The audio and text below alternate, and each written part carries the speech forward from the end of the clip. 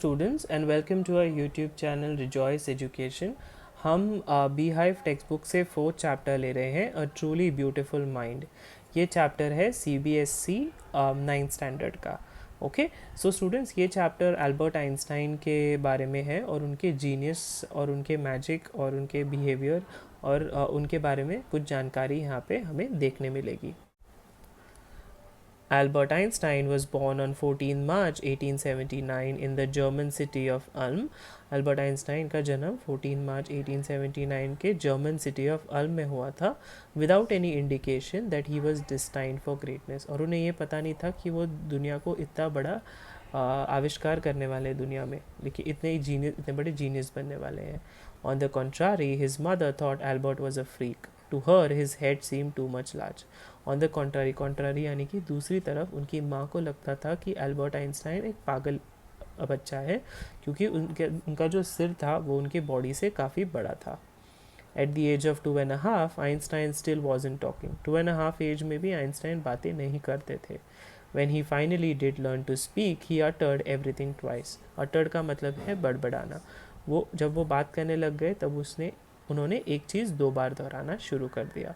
Einstein did not know what to do with other children. Einstein को समझ में नहीं आ रहा था कि बाकी बच्चों के साथ उन्हें क्या करना है. And his playmates called him brother boring. और उनके जो फ्रेंड्स थे उसे ब्रदर बोरिंग बुलाते थे उन्हें. So the youngsters played by himself much of the time. Youngsters एक दूसरे के साथ ही खेलते थे, आइंस्टाइन के साथ इतना खेलते नहीं थे वो. He specially love mechanical toys. और आइंस्टाइन को मैकेनिकल यानी कोई भी टेक्निकल टॉयज़ काफ़ी अच्छा लगता था. Looking at his newborn sister Maja, he is said to have said fine but where are her wheels. ठीक है, जैसे उन्होंने उनकी नई बॉर्न सिस्टर को देखा माजा, तो उन्होंने कहा कि ठीक है, लेकिन उसके व्हील्स कहाँ हैं. A headmaster once told his father that what Einstein chose as a profession wouldn't matter because he'll never make a success at anything.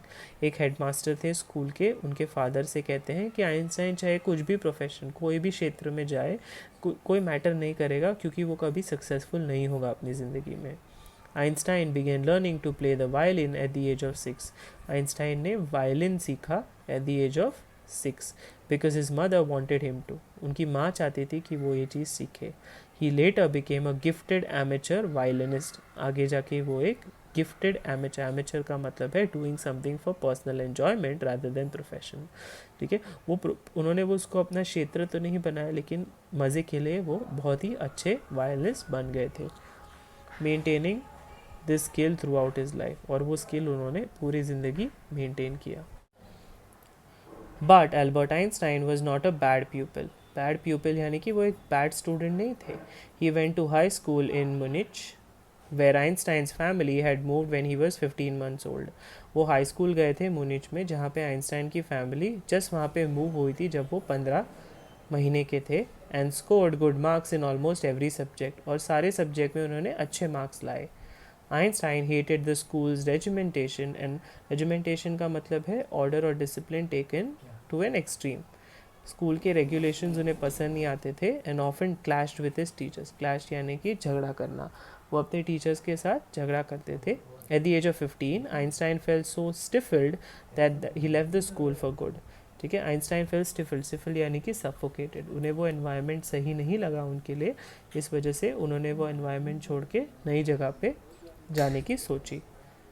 The previous year, Albert's parents had moved to Milan and left their son with relatives.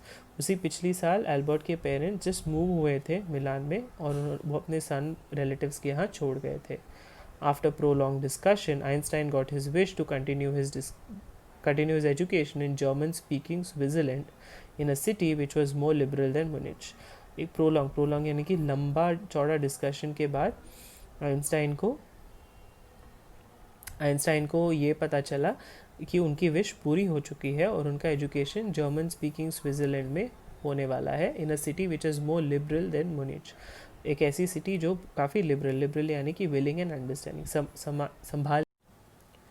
Einstein was highly gifted in mathematics and interested in physics. Einstein gifted थे mathematics and physics और उनका interest था physics की तरफ. And after finishing school, he decided to study at a university in Zurich. School finish होने के बाद उन्हें डिसाइड किया कि एक यूनिवर्सिटी में पढ़ेंगे जूरिश के. But science wasn't the only thing that appealed to the dashing young man with the walrus mustache.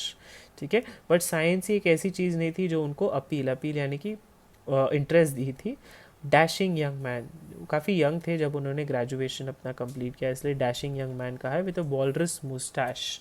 Moustache का मतलब है मूछ, वॉलरस का मतलब है एक मैमल, एक जीव का यहाँ पे उदाहरण दिया है. यहाँ पे देखो Einstein at the age of 21 कैसे दिखते थे, और Einstein in 1955 as we remember him now. He also felt a special interest in a fellow student, और उन्हें भी एक स्पेशल इंटरेस्ट एक फेलो स्टूडेंट यानी एक सहकारी पे आया, Mileva Maric, whom he found to be a clever creature. ठीक है, मिलेवा मारिक, उन्हें लगा कि वो एक काफ़ी स्मार्ट इंसान है. This young Serb had come to Switzerland because the university in Zurich was one of the few in Europe where women could get degrees. और मिलेवा मैरिक जो थी वो स्विट्ज़रलैंड आई थी बिकॉज जो जुरिक की यूनिवर्सिटी है वो बहुत ही कम यूनिवर्सिटीज़ में से है जो वुमेन को डिग्रीज देती है. Einstein saw in her an ally against the Philistines. यहाँ पे फिलिस्टाइंस का मीनिंग दिया है a word that is use to disapproving to talk about people who do not like anything literature और म्यूज़िक. ठीक है, तो आइंस्टाइन को भी उनमें इंटरेस्ट डेवलप हुआ क्योंकि वो भी एक ऐसी इंसान थी जिन्हें लिटरेचर और म्यूज़िक नहीं पसंद आता था. Those people in his family and at the university with whom he was constantly at odds. ठीक है, और वो लोग जो उनके फैमिली में थे और उनकी यूनिवर्सिटी थे जिनके साथ वो हमेशा ऑड्स, एट ऑड्स का मतलब है विवाद करते थे. The couple fell in love, और उन दोनों को प्यार हो गया. Letters survive in which they put their attraction into words mixing science with tenderness. और उनके बीच लेटर्स एक दूसरे का में आदान प्रदान होने लग गए. फिर उसके बाद उनके लिए अफेक्शन उनका वर्ड्स में आने लग गया, साइंस मिक्स करने लग गए उनके लेटर्स में, और टेंडरनेस, टेंडरनेस का मतलब है नाजुकता. Wrote Einstein, how happy and proud I shall be when we both have brought our work on relativity to a victorious conclusion. हम दोनों कितने खुश और प्राउड होंगे जब हम दोनों हमारा जो काम है वो relativity to a victorious conclusion. ठीक है, विक्टोरियस का मतलब है विजय, रिलेटिविटी का मतलब है सापेक्षता. In 1900, at the age of 21, Albert Einstein was a university graduate and unemployed. Albert Einstein university के ग्रेजुएट थे लेकिन अनएम्प्लॉयड थे. He worked as a teaching assistant, gave private lessons and finally secured a job in 1902 as a technical expert in a patent office in Bern. Albert Einstein एक teacher assistant की तरह काम करते थे, private lesson देते थे, और finally उनको एक जॉब मिला in 1902 as a technical expert in the patent office. Patent का मतलब है a document which gives the rights of an invention to an inventory. ठीक है, while he was supposed to be assessing other people's inventions. assessing का मतलब है जांच पड़ताल करना. Einstein was actually developing his own ideas in secret, और वो सीक्रेट में खुद अलग अपने आइडियाज़ भी डेवलप कर रहे थे. he was actually developing his he is said to have jokingly called his desk drawer at work with Bureau of Theoretical Physics. और उनका जो डेस्क का ड्रॉवर था ऑफिस में, ऐसे हंसी मजाक में बोला जाता है कि उसे कहा गया था ब्यूरिए ऑफ थियोरेटिकल फिजिक्स. थियोरेटिकल का मतलब है साउंड बेस्ड ऑन आइडियाज़ पे जो कॉन्सेप्ट्स बनते हैं उसे थियोरेटिकल फिजिक्स बोलते हैं students. One of the famous papers of 1905 was Einstein's special theory of relativity. सबसे फेमस पेपर 1905 में आइंस्टाइन की स्पेशल थियोरी ऑन रिलेटिविटी के ऊपर आई थी. ठीक है, according to which time and distance are not absolute. उनके हिसाब से जो वक्त है और जो डिस्टेंस है वो एब्सोल्यूट, एब्सोल्यूट यानी कि मेजर इन इटसेल्फ. ठीक है, उसको मेजर नहीं किया जा सकता. Indeed, two perfectly accurate clocks will not continue to show the same time if they come together again after a journey if one of them has been moving very fast relative to the other. ठीक है, तो दो perfect clocks accurately नहीं दिखाएंगे, घड़ियाँ accurately नहीं दिखाएंगे if they continue to show the same time, लंबे समय तक अगर वो सेम टाइम दिखाते हैं तो. ठीक है, और कुछ समय बाद अगर वो जर्नी में वापस से हम वो टाइम को देखते हैं तो एक उसमें से एक होगा जो कि फास्ट मूव होगा और दूसरा होगा वो रिलेटिवली स्लो मूव होगा. From this followed the world's most important famous formula which described the relationship between mass and energy. और उससे दुनिया का सबसे फेमस फार्मूला बना जो जो एक रिलेशनशिप बताता है व्हाट इज़ मास. मास का मतलब क्या है student? Is a matter that is a coherent, a typical large body of matter with no definite shape. और energy का मतलब है power. E is equal to mc square. In this mathematical equation, E stands for energy, m for mass, and c for speed of the light in a vacuum about 3 lakh kilometer per square. Okay, Albert Einstein का एक code भी है. When you sit with a nice girl for 2 hours, it seems like 2 minutes. When you sit on a hot stove for 2 minutes, it seems like 2 hours. That's relativity. तो यहाँ पे बोल रहे हैं कि आप एक अच्छी लड़की के साथ 2 घंटे बैठते हैं तो ऐसा लगता है 2 मिनट ही हुए हैं, लेकिन एक हॉट स्टव पे अगर आप 2 मिनट बैठोगे तो ऐसा लग रहा है कि घंटों बीते हैं. उसे रिलेटिविटी कहा जाता है. While Einstein was solving the most difficult problems in physics, his private life was unraveling. Unraveling का मतलब है starting to fall. ठीक है, आइंस्टाइन जब सबसे complex problems, difficult problems physics के सॉल्व कर रहे थे तभी उनकी प्राइवेट लाइफ धत्ती गई. Albert had wanted to marry Milevia right after finishing his studies, but his mother was against it. Albert मिलेविया से अपनी स्टडीज़ कंप्लीट होने के बाद शादी करना चाहते थे, लेकिन उनकी मदर उनके अगेंस्ट थी. She thought Milevia, who was 3 years older than her son, was too old for him. उनको लगा कि मिलेविया उनके लिए काफ़ी ओल्ड है. She was also bothered by Milevia's intelligence, और वो मिलेविया के इंटेलिजेंस से भी काफ़ी bothered थी. She is a book like you, his mother said. Einstein put the wedding off. वो कहती है कि वो तुम्हारी तरह एक किताब है, उनकी माँ ने कहा, और आइंस्टाइन ने पुट द वेडिंग ऑफ का मतलब है शादी रोक दी. The pair finally married in January 1903. जनवरी 1903 में उनकी शादी हुई एंड हैड 2 सन्स, और उनके 2 बच्चे थे. But after a few years later the marriage faltered. Faltered का मतलब है बिकेम वीक, डोर कमज़ोर होने लग गई. Milevia, meanwhile, was losing her intellectual ambition and becoming an unhappy housewife. Milevia was losing her intellectual ambition. इसका मतलब है अपने उनके जो इमेजिनेशन थी, इंटेलिजेंस का मतलब है बुद्धित्मा. उन्होंने सोचा था जो उनको बनना है वो अनहैप्पी हाउसवाइफ की तरह बन गई थी. After years of constant fighting, the couple finally divorced in 1919. 1919 में उन कपल का डिवोर्स हो गया. Einstein married his cousin Elsa the same year. उसी साल आइंस्टाइन ने उनकी कज़न एल्सा से शादी कर ली. Einstein's new personal chapter coincided with his rise to world's fame.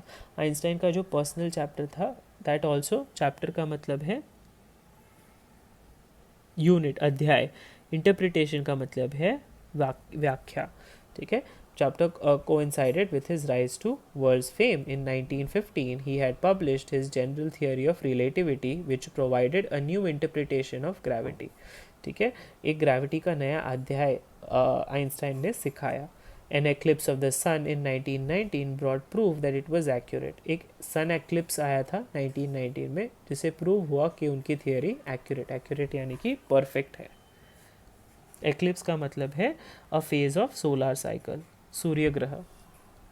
Einstein had correctly calculated in advance the extent to which the light from fixed stars would be deflected through the sun's gravitational field. Einstein ने accurately calculate किया था advance में ही कि ये light from fix star, ये जो fix star से light होगी deflected changing direction because it hit something. ठीक है, डिफ्लेक्टेड यानी अपना डायरेक्शन तब चेंज करेगी जब सन का ग्रेविटेशनल फील्ड दिखेगा. Okay, so the newspapers proclaimed his work as a scientific revolution. और न्यूज़पेपर ने प्रोक्लेम यानी कि घोषित कर दिया कि उनका जो वर्क है वो एक साइंटिफिक रेवोल्यूशन है. रेवोल्यूशन का मतलब है क्रांति. Einstein receive the Nobel prize for physics in 1921. 1921 में आइंस्टाइन को नोबेल प्राइज मिला. He was showered with honours and invitations from all over the world and lauded by the press. ठीक है, लाउडेड का मतलब है क्या है स्टूडेंट? प्रशंसा. तो प्रेस ने भी उसकी काफ़ी प्रशंसा की. When the Nazis came to power in Germany in 1933, Einstein immigrated to the United States. जब नाजीज जर्मनी में आए थे 1933 में, आइंस्टाइन अपने आप को इमाइग्रेटेड का मतलब है विखंडन. एक कंट्री छोड़ के वो दूसरे कंट्री परमानेंटली शिफ्ट हो गए थे, जो कि है United states. 5 years later, the discovery of nuclear fission in Berlin had American physics in an uproar. 5 साल के बाद डिस्कवरी हुआ था न्यूक्लियर फिजन का, ठीक है। फिजन का मतलब क्या है स्टूडेंट्स? विखंडन, ठीक है। तो उसका न्यूक्लियर का मतलब है नभी किया, ठीक है। अमेरिकन फिजिक्स इन एन अप्रोर, अप्रोर का मतलब क्या है स्टूडेंट्स? अप्रोर का मतलब है हंगामा, से हंगामा खड़ा कर दिया था। Many of them had flew from fascism just as Einstein had, ठीक है, ठीक है। बहुत सारे लोगों ने फेसिज्म से had fled from fascism just as Einstein had, and now they were afraid that Nazis could build and use an atomic bomb. और अभी उनको डर लग रहा था कि नाजीज इसी पावर न्यूक्लियर फ्यूजन का इस्तेमाल करके एटॉमिक बॉम्ब बनाने वाले। एटॉमिक का मतलब है परमाणु और बॉम्ब का मतलब है बम। तो बॉम्ब बना के ज़रूर कुछ ना कुछ घमासान युद्ध पैदा होने वाला है इससे। Page number 50. At the urging of a colleague, Einstein wrote a letter to the American president.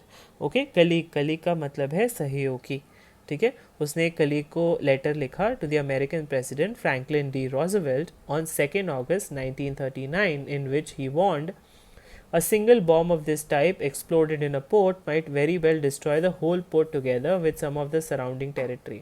उन्होंने लिखा कि एक छोटा सा बम कहीं पे भी प्लांट किया जाए तो ये पूरे पोर्ट को डिस्ट्रॉय कर सकता है। एक्सप्लोड का मतलब है घमासान युद्ध हो सकता है, फट सकता है।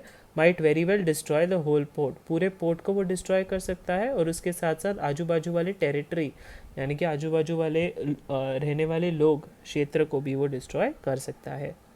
His words did not fail to have an effect, लेकिन उनके वर्ड्स को किसी ने ध्यान नहीं दिया।